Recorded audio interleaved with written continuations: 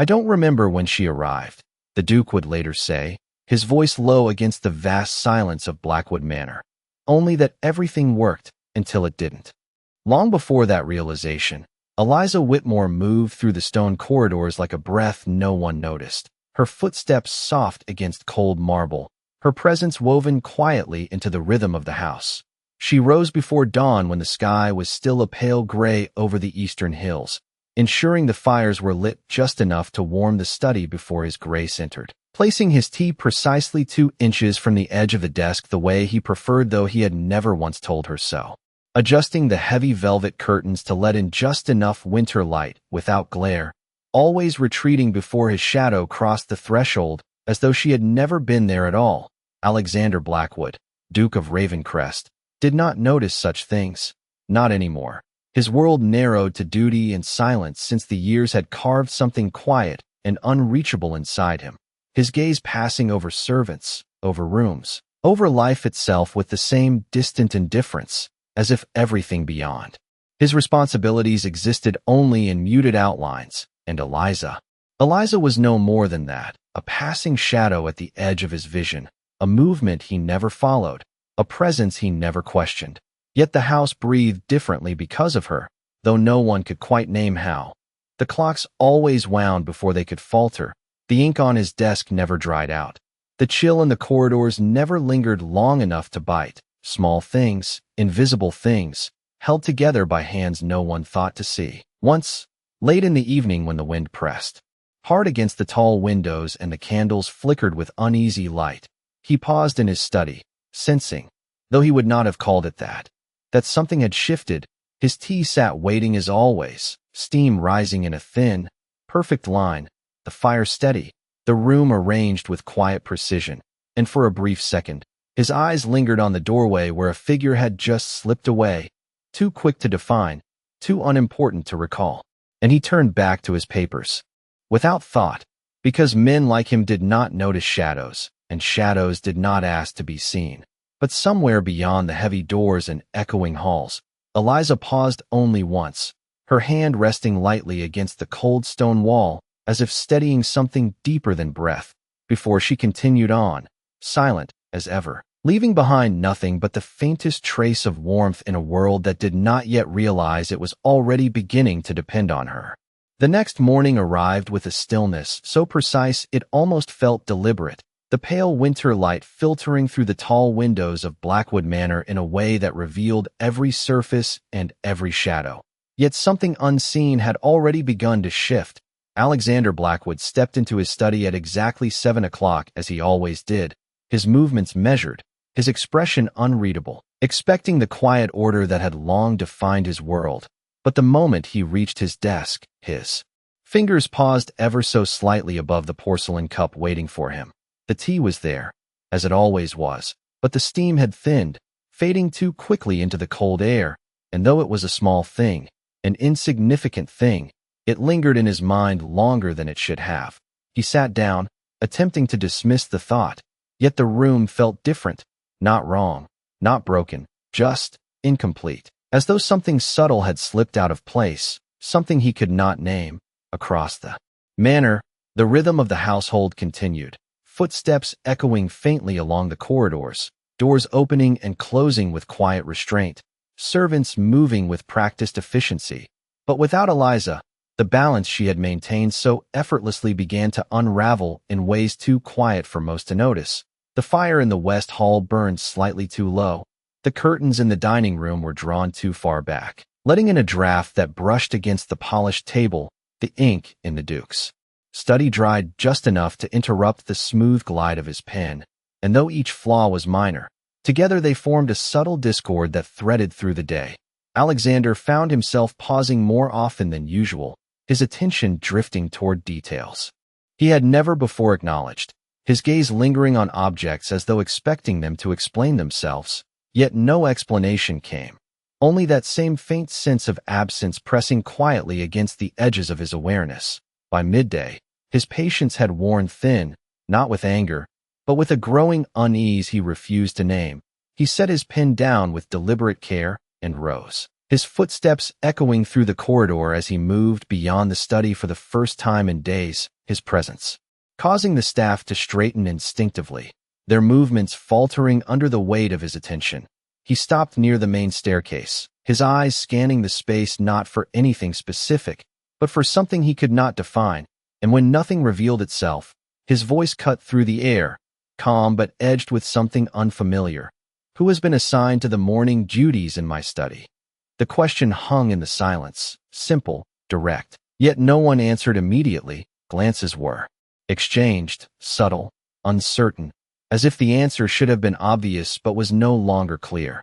Finally, the housekeeper stepped forward, her posture composed but her voice carrying the slightest hesitation. It has always been Miss Whitmore, Your Grace. Alexander's gaze shifted, narrowing slightly at the unfamiliar name, the words settling into his mind with an unexpected weight. Miss Whitmore, he repeated it silently, testing its presence, yet it brought no image, no memory, only a strange emptiness where recognition should have been. And now, he asked, his tone quieter, more focused, and this time the hesitation lingered longer. The housekeeper lowered her eyes just slightly before answering. She has not reported for duty this morning, Your Grace. The words were simple, yet they landed with a force he did not understand, because in that moment, standing in the quiet heart of his own home, Alexander Blackwood realized something that unsettled him far more than any disruption in routine ever could. Something had been there, consistently, silently, shaping his world without his notice, and now that it was gone, he could feel the absence, but not the person who had filled it. Alexander did not return to his study immediately after the housekeeper spoke. Instead, he remained standing at the foot of the staircase as though the name itself had altered the air around him. Miss Whitmore. It echoed again in his mind, not with familiarity, but with a quiet insistence that unsettled him, as if it belonged somewhere within his world and yet had never been acknowledged. The servants resumed their duties with careful precision, though their movements carried a subtle tension. Aware that something unspoken had shifted in the Duke's attention, and Alexander, who had once moved through these halls without truly seeing them, now found his gaze lingering on every detail, searching without knowing what he sought. He began to walk, slowly at first, his footsteps measured against the marble floor, passing through corridors that had always been silent but now felt expectant, as though they held remnants of something recently departed, the faint scent of lavender near the east wing, a door slightly ajar where it should have been closed, a tray placed a fraction too far from the edge of a table, small imperfections that drew his attention with an intensity he could not explain. He paused outside the study once more, his hand hovering over the handle before pushing it open. The room greeted him with the same stillness, yet now it felt hollow. The chair stood where it always had. The desk was orderly. The fire burned low, but there was an absence that pressed into the space between objects, something intangible yet undeniable. His eyes moved across the room, slower than before, as though retracing movements he had never consciously followed. And then he noticed it. A book on the corner of his desk, slightly angled, not carelessly placed, but deliberately adjusted, its spine aligned with the others in a way that suggested quiet intention. He stepped closer, his fingers brushing lightly against the cover, and for a fleeting moment, something stirred, not a memory, not yet, but a sensation, as though he had seen this gesture before without realizing it. Who entered this room after I left last night? His voice was calm, yet carried a sharper edge now, the kind that demanded precision. The steward, who had followed at a respectful distance, answered without hesitation. Only Miss Whitmore, Your Grace. She always ensured everything was in order before the evening closed. Alexander's gaze remained fixed on the book, absorbing the words slowly. She always ensured. Always. The repetition struck him more than the explanation itself, because it implied constancy, presence, something woven into his routine so completely that its absence now revealed the pattern it had formed. He turned away abruptly, the movement controlled but deliberate. Where is she? The question came before he could dismiss it, before he could rationalize why it mattered, and this time the silence that followed was heavier. The steward hesitated, just for a moment, before answering. No one seems to know, Your Grace. She left no notice, no request for leave, She simply did not appear this morning. The words settled into the space between them, and for the first time, Alexander felt something unfamiliar press against his composure. Not anger, not concern, but a quiet, persistent pull, like a thread that had been cut without warning, leaving its absence more tangible than its presence had ever been. He moved toward the window, the cold light of winter stretching across the landscape beyond the manor, the distant hills covered in pale frost, everything unchanged, everything exactly as it should be. And yet, within the walls behind him, something essential had shifted, something he could no longer ignore, because for the first time in years, the silence of his own home did not feel like control. It felt like loss, and the most unsettling part was this. He could feel it, but he still could not see her. The silence did not lift as the hours passed. It settled deeper, threading itself through the walls of Blackwood Manor until even the smallest sound seemed misplaced, and Alexander found himself unable to return to the steady indifference that had once defined his days. He remained by the window longer than necessary, his gaze fixed on the frost-covered grounds beyond, yet his attention was not truly there. It lingered instead within the spaces behind him, in the rooms he had already crossed, in the details that now refused to fade into the background. By late afternoon, the manor had grown colder, not in temperature, but in presence. The fires were lit, yet they lacked the quiet precision that had once made their warmth feel intentional. The corridors echoed more sharply, footsteps arriving a second too late or too early, as if the house itself had lost its rhythm. Alexander turned from the window at last, his expression unchanged to any observer, yet his movements carried a subtle tension now, a deliberate awareness as he walked through the halls once more, not searching openly, but noticing, always noticing. He passed the east wing again, where the faint scent of lavender lingered as though clinging to memory rather than air, and this time he did not walk past it. He stopped, his hand brushing lightly against the edge of a door that stood half open, a space he had never entered before, not because it was forbidden, but because it had never required his attention. He pushed the door open slowly, the hinges silent, revealing a small, modest room, orderly to the point of quiet care, a narrow bed neatly made, a simple wooden desk by the window, and a folded shawl resting on the chair as though it had been placed there only moments ago. He stepped inside, the air cooler, untouched, and yet there was something unmistakably present within it. Not a person, but the impression of one, the kind left behind by someone who had lived carefully, deliberately, without leaving disorder in their wake. His eyes moved across the room, taking in details that spoke without words, the books aligned with quiet precision, a single pressed flower tucked between their pages, a teacup rinsed and set upside down to dry. Everything contained, everything restrained. He reached the desk, his fingers pausing above its surface before lowering gently, as though the act itself carried weight. And there, near the corner, he found it. A small piece of paper, not a letter, not a message, simply a list written in careful, even script, tasks for the morning, tasks already completed, each marked with a small, precise line, and at the bottom, one final note, written more faintly, as if added in hesitation. Ensure His Grace's study is prepared before sunrise. Alexander stared at the words longer than necessary, the simple sentence echoing against everything he had begun to realize. She had thought of him, consistently, deliberately, without recognition, without acknowledgement, and he had never seen her. A quiet pressure settled in his chest, unfamiliar, unwelcome, yet impossible to ignore, because standing in that small, orderly room, surrounded by traces of a life he had overlooked entirely, Alexander Blackwood understood something with unsettling clarity. The absence he felt was not accidental. It was the consequence of something he had never allowed himself to notice, and for the first time, the question formed not as a command, but as something deeper, something almost uncertain. Where had she gone, and why did it matter now, when it had never mattered before? Alexander did not leave the room immediately, though there was nothing more to read, nothing more to touch. Yet his presence lingered as if stepping away would dissolve something he had only just begun to understand, his gaze returning again and again to the faint handwriting on the paper, the final line echoing with a quiet persistence that unsettled him more than any direct plea ever could.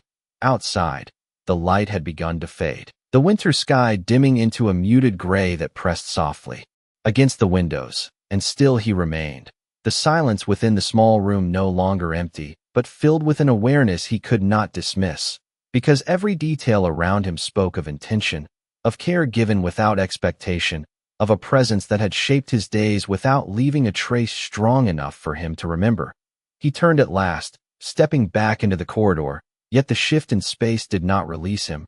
It followed, subtle and persistent, threading through his thoughts as he moved through the manor once more, each step revealing another small imbalance, another detail that now felt incomplete.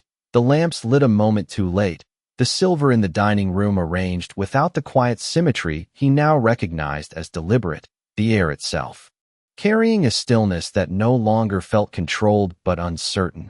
By evening, the unease had settled into something sharper, not chaos, not disruption, but a quiet fracture in the order he had relied upon for years, and Alexander, who had always valued precision, found himself unable to ignore it any longer.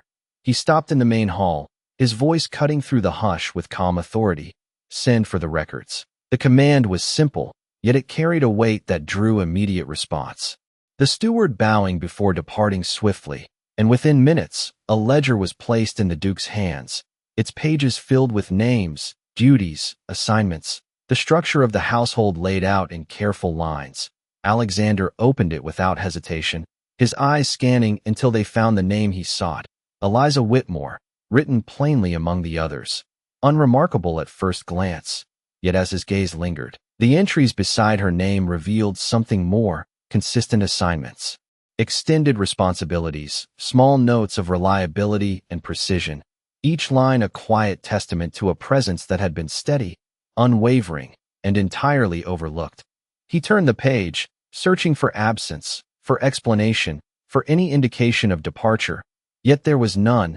No request for leave, no notice of resignation. Only the sudden stop, the blank space where her duties should have continued, as if she had simply stepped out of the structure itself. His fingers tightened slightly. On the edge of the page, the movement controlled, yet the tension unmistakable, because the absence of explanation disturbed him more than any clear reason could have. It left no conclusion, no closure. Only the growing realization that something essential had been removed without his awareness. He closed the ledger slowly, his gaze lifting not to the steward, not to the room, but somewhere beyond them, as though measuring a distance he had never before considered. And when he spoke again, his voice was quieter, yet carried a certainty that had not been there before. "Find her." The words settled into the space with a weight that shifted the very atmosphere of the hall. The steward hesitated, just briefly, before nodding. "At once, Your Grace." But Alexander did not move. He remained where he stood, his expression composed, yet beneath it, something had changed, something that could no longer return to indifference, because for the first time, the absence was no longer a question, it was a demand, and though he still could not see her face, could not recall her voice, he could feel the shape of her presence in every space she had left behind, and it was no longer something he could ignore. The command had been given, yet the silence did not break. It deepened, settling into the walls of Blackwood Manor, as if even the act of searching could not immediately restore what had been lost. And Alexander returned to his study with a composure that appeared unchanged, though the air around him carried a sharper edge, something focused, something no longer willing to drift past unnoticed. The fire had been stoked, but unevenly, one side burning higher than the other, casting shadows that moved too abruptly across the stone walls. And he stood there for a moment, watching them as if they might reveal something, before crossing the room and adjusting a single log with deliberate care, the motion precise, controlled, yet unfamiliar in its intention, because it was not duty guiding him now. It was awareness. He moved to his desk, the chair sliding back with a faint sound that seemed louder than it should have been. And when he reached for his pen, it paused just slightly above the ink, as though expecting resistance, as though remembering the smoothness that had once been assured. And when the tip met the surface, it dragged, only slightly, but enough for him to notice. enough for the absence to speak again in its quiet, insistent way. His jaw tightened almost imperceptibly, not in frustration, but in recognition, because this was no longer coincidence, it was pattern. A pattern formed by someone who had moved through his world with consistency he had never acknowledged, and now every disruption traced back to that same unseen presence. A knock sounded at the door, soft but immediate, and the steward entered with measured steps, his posture composed, though his voice carried a subtle urgency. "Your Grace, we have begun inquiries among the staff and nearby villages, but there is no record of Miss Whitmore departing with transport. No carriage requested, no notice given at the gates." Alexander did not look up immediately, his gaze fixed instead on the paper before him. Though he had not written a single word, the blank surface reflecting more than ink ever could. "She left on foot?" he asked quietly, the question forming with a clarity that suggested he already understood the answer. "It appears so, Your Grace," the steward replied, and the implication settled heavily in the room, because it meant she had chosen to leave without assistance, without recognition, without expectation of being followed. Alexander rose slowly, the movement controlled, yet carrying a weight that had not been present before, and he crossed the room toward the window once more, the fading light casting long shadows across the frost-covered grounds, the distance stretching outward in quiet indifference, as if the world beyond the manor had already accepted her absence without question. "When was she last seen?" His voice remained steady, though something beneath it had shifted, something quieter, more deliberate. "Just before dawn, Your Grace," the steward answered. "She was seen leaving through the east gate, alone." Alexander's gaze sharpened slightly at that. The east gate. The same wing where the scent of lavender lingered, the same path he had passed countless times without thought, and now it carried meaning he could not ignore. A silence followed, longer than before, not empty, but filled with the quiet assembling of something within him, something that did not rush, did not react, but formed with a certainty that made it impossible to dismiss, because for the first time, he was not responding to disruption, he was responding to absence with intention. "Prepare a carriage," he said at last, the words calm, yet unmistakably final. And the steward hesitated, only for a fraction of a second, before bowing. "At once, Your Grace."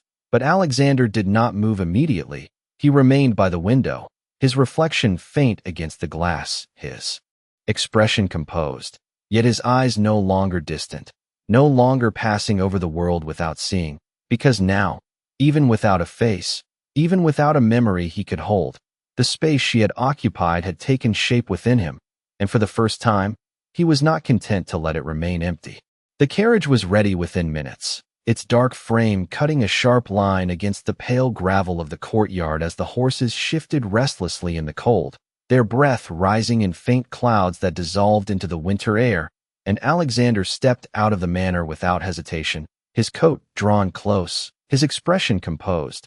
Yet there was a precision in his movement that had not been there before, a quiet urgency beneath the surface that even the servants could sense though none would dare name it. The east gate stood open, just as the steward had said, its iron bars framing the narrow road that led away from the estate and into the low hills beyond, a path worn by years of travel. Yet now it felt different, marked not by distance, but by absence, and Alexander paused there only briefly, his gaze following the faint outline of tracks pressed into the frost, shallow, nearly erased by the passing wind, but still visible enough to suggest direction. "How long ago?" he asked without turning, his voice steady, and the steward, standing just behind him, answered carefully.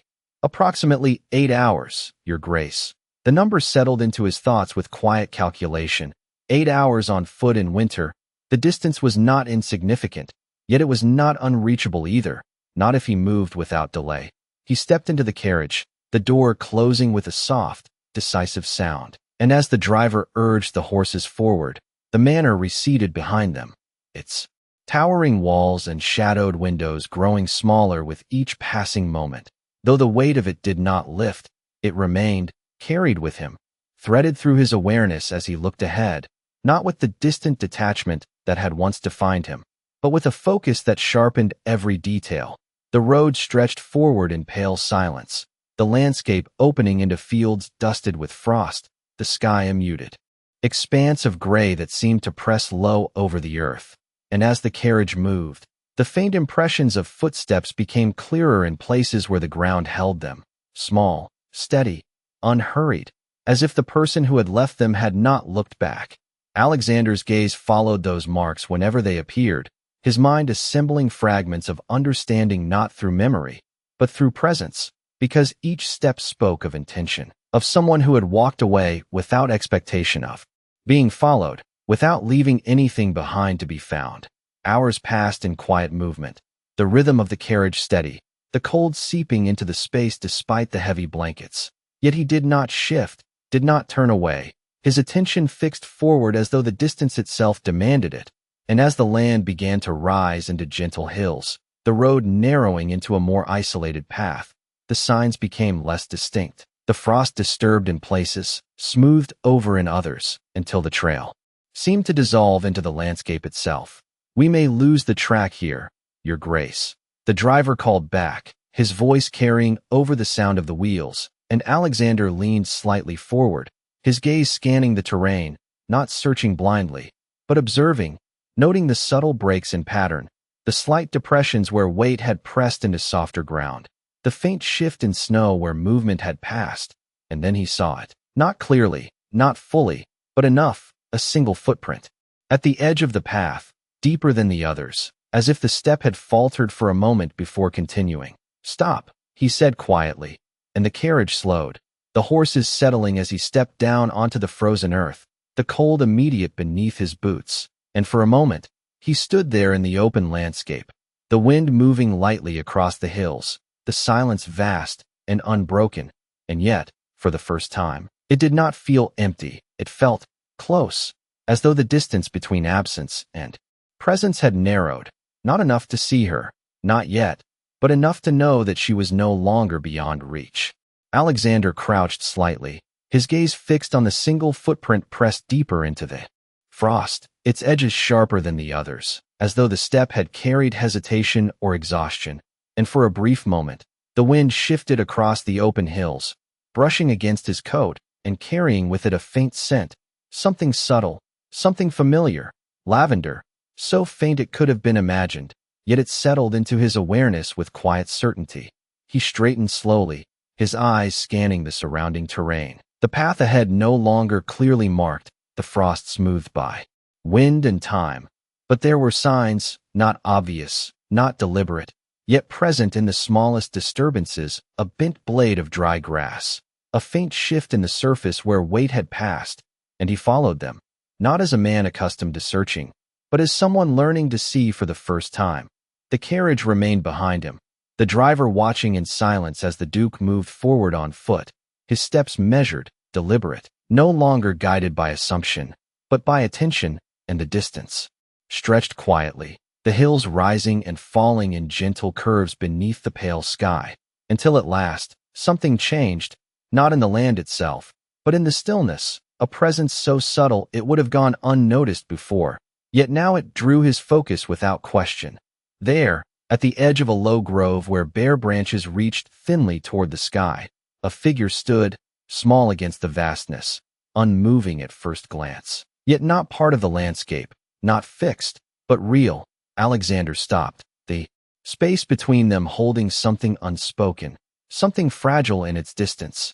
And for a moment, he did not move closer, because this was the first time he had truly seen her, not as a passing shape, not as a shadow slipping from the edge of his vision, but as a presence that occupied space, that existed beyond function, beyond duty.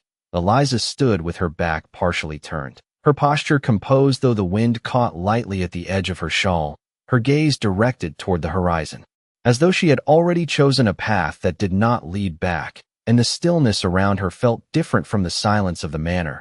It was not controlled, not structured, it was open, uncertain, and yet, in that uncertainty, there was a quiet strength he had never noticed before.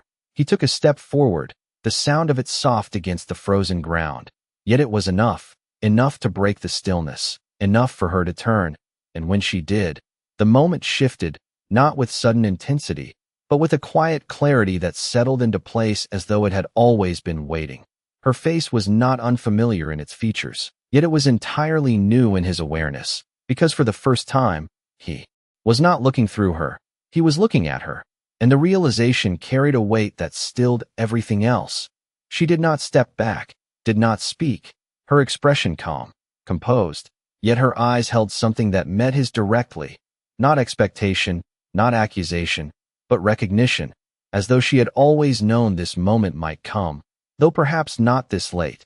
The distance between them remained, not vast, but significant enough to hold the silence that followed, and Alexander, who had never lacked words when they were required, found that none came easily now, because what stood before him was not a disruption to be corrected, not a duty to be fulfilled, but something far more difficult to define, something he had overlooked for too long to simply reclaim with command. The wind moved again, softer this time, carrying the faintest trace of lavender through the cold air, and for the first time since leaving the manor, the absence that had driven him here began to shift, not disappearing, but transforming into something else, something present, something real, something that could no longer be ignored or unseen. For a long moment, neither of them spoke, the wind moving softly through the bare branches behind her, carrying a quiet chill that settled into the space between them. Yet the silence no longer felt empty. It felt deliberate, as though it held something that words might disturb rather than complete.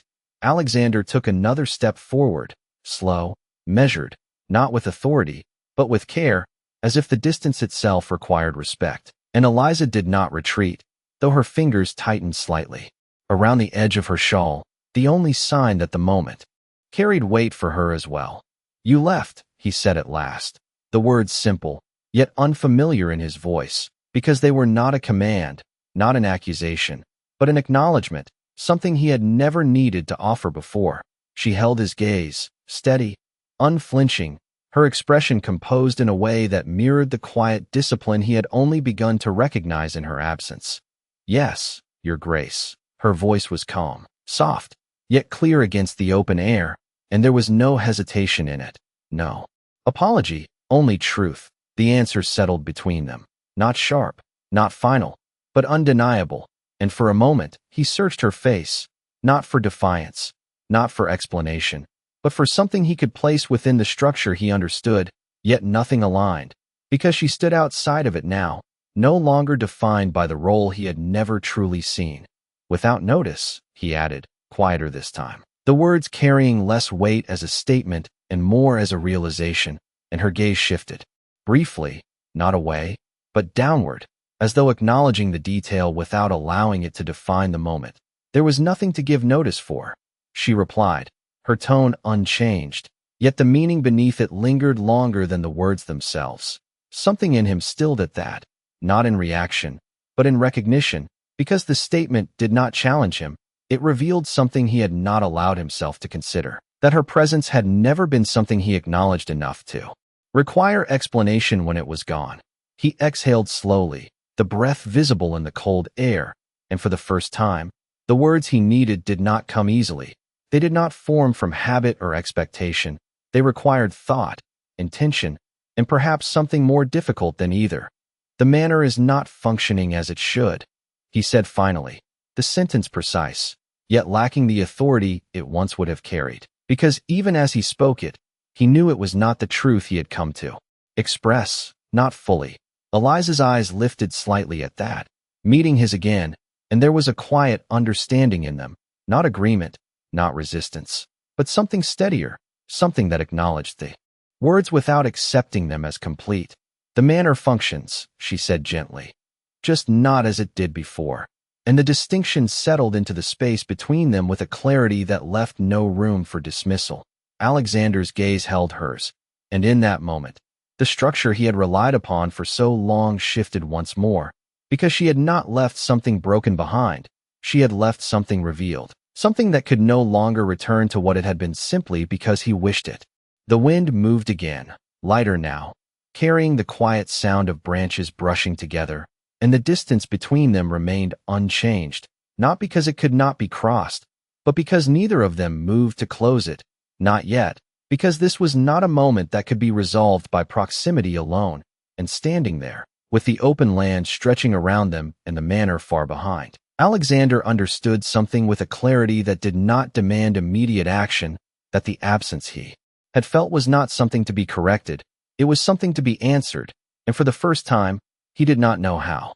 The quiet stretched between them, not fragile, but deliberate, as though it demanded something more than simple words, and Alexander remained where he stood, his gaze steady on hers, no longer searching for something to correct, but for something to understand, though understanding did not come easily, not in the way he was accustomed to.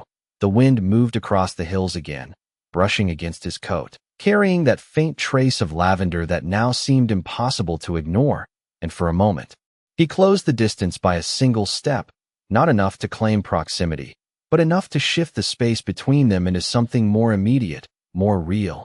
"You should return," he said, though the words lacked the weight of command.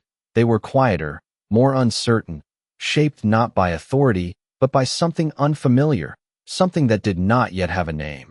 Eliza did not move, her posture unchanged, her expression calm. Yet her eyes held his with a clarity that did not waver. "Should I?" she asked softly, the question not defiant, not challenging, but open, as though she was offering him the space to define what he truly meant. The simplicity of it unsettled him more than resistance would have, because it required something he had never needed to offer before. It required intention beyond expectation. He exhaled slowly, his breath visible in the cold air, his thoughts shifting, not forming into certainty, but into something closer to honesty, and for the first time, he did not reach for the structure he had always relied upon. He reached instead for something less defined, something that did not come with ease. "The manner requires," he began, then stopped, the words falling short before they could take shape, because even as he spoke them, he knew they were not enough, not accurate, not what had brought him here across frozen ground and fading tracks.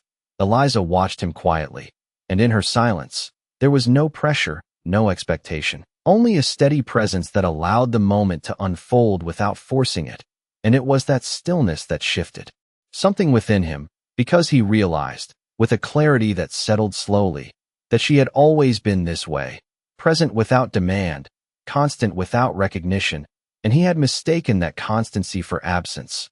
"I did not notice," he said at last, the words quiet, yet carrying more weight than anything he had spoken before, because they were not an excuse, not a justification, but a truth he could not deny. Her gaze softened, not in forgiveness, not in surrender, but in acknowledgement, as though she had already known this, as though it had never needed to be said for her to understand it. "No," she replied gently, "you did not." And the words held no bitterness, only a quiet acceptance that made them more difficult to bear. The distance between them remained, unchanged in measure, yet altered in meaning, because it was no longer defined by oversight, but by choice, by what had been left unsaid, and what could not be undone simply by recognition. Alexander's gaze did not leave hers, and for the first time, he understood that seeing her now did not erase the years he had not. It did not restore what had been overlooked, it only revealed it, clearly, undeniably. The wind moved once more, softer now, and the hills stretched around them in quiet stillness, the manor far behind, no longer the center of this moment.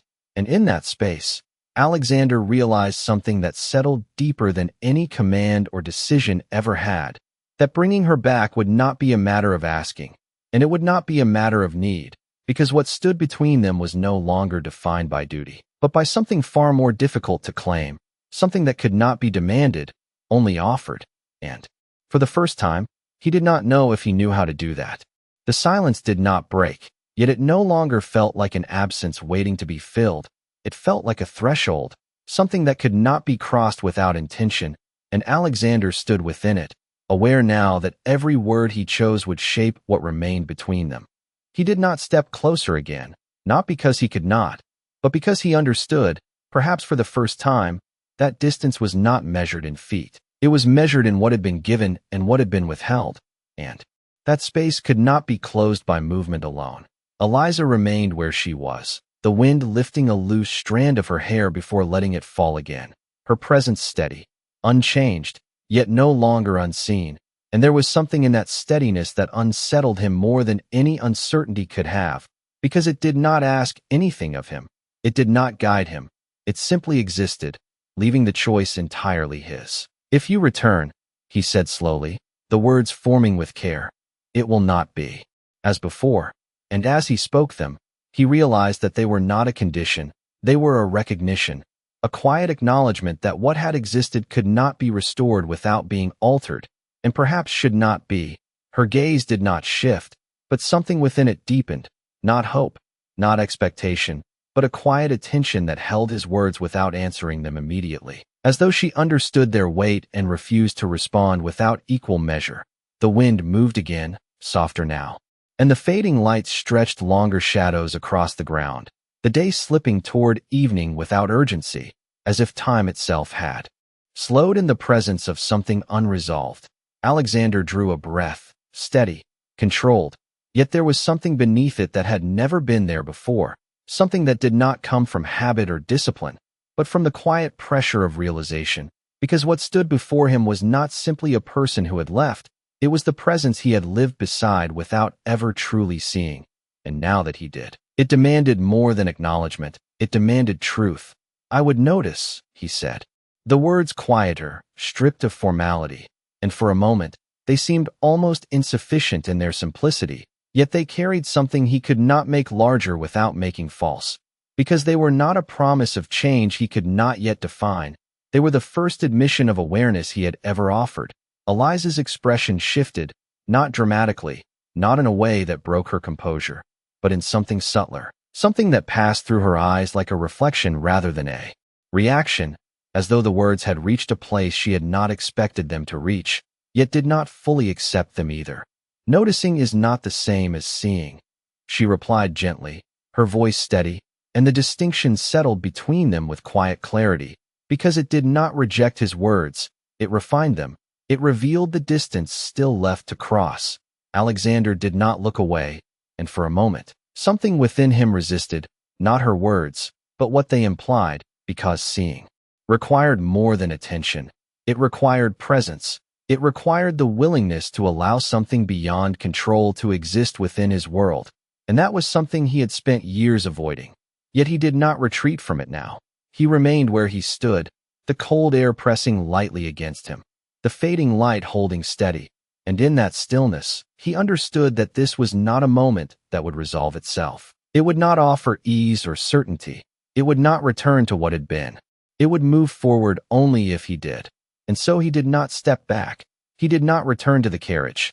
He remained, not because he had reached an answer, but because for the first time, he was willing to stay within the question, and that, more than anything he had said, was the beginning of something that could not be undone.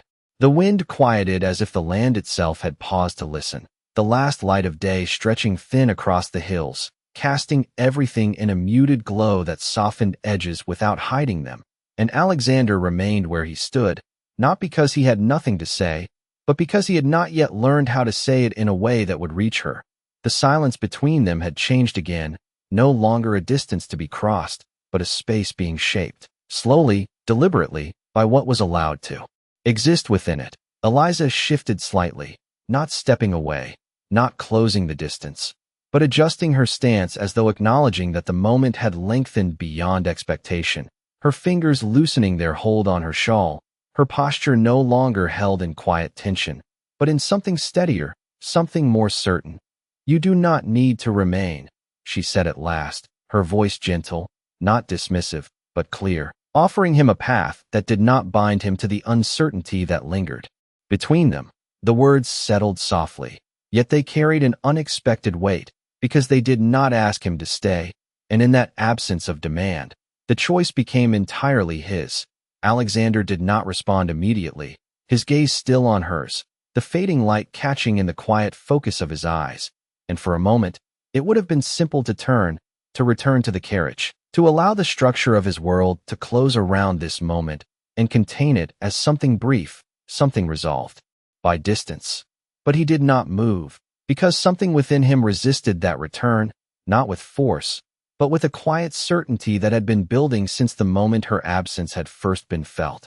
I know, he said finally, his voice low, steady, and the words were not an answer to her suggestion, but an acknowledgement of it, an understanding that she did not expect him to remain, that she had never expected anything from him, and that realization held more weight than any request could have. He took another step forward, slow, deliberate, not closing the distance entirely, but reducing it enough that the space between them shifted again, no longer defined by separation, but by presence, by the simple fact that he had chosen not to leave. Eliza watched him, her expression unchanged on the surface, yet something within her gaze reflected the shift, not surprise, not relief, but a quiet recognition that the moment was no longer balanced in the same way. You said you would notice, she said softly, not as a challenge, not as a reminder, but as a continuation, a thread carried forward into what remained unsaid, and Alexander held her gaze, the words settling into him with a clarity that left no room for evasion. I will, he replied, and this time, the simplicity of the words did not weaken them, it strengthened them, because they were no longer spoken from distance, they were spoken from presence, from the awareness he had only just begun to claim. The light dimmed further, the horizon fading into shadow as evening approached, and the air grew colder. Though neither of them moved to acknowledge it, the moment holding them in place, not by force, but by the quiet understanding that something had shifted, something that could not return to what it had been. And as the last trace of sunlight slipped beyond the hills, Alexander understood that this was not an ending, not even a resolution. It was something far more uncertain, far more deliberate. It was a beginning that required him to remain, not just in this place, but in the awareness he had finally allowed himself to see, and for the first time, he did not turn away from it. The night settled fully over the hills, a deep, quiet blue that blurred the horizon and softened the edges of the world, and still they remained where they were, not bound by obligation, not held by circumstance, but by something far less defined and far more difficult to leave behind.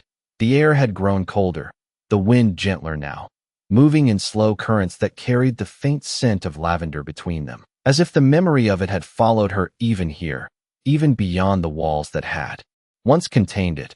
Alexander stood without shifting, his presence no longer distant, no longer passing, but anchored, deliberate, and for the first time, he did not measure the moment by what should happen next. He allowed it to exist as it was, incomplete, uncertain, yet real in a way nothing within the manor had been for years.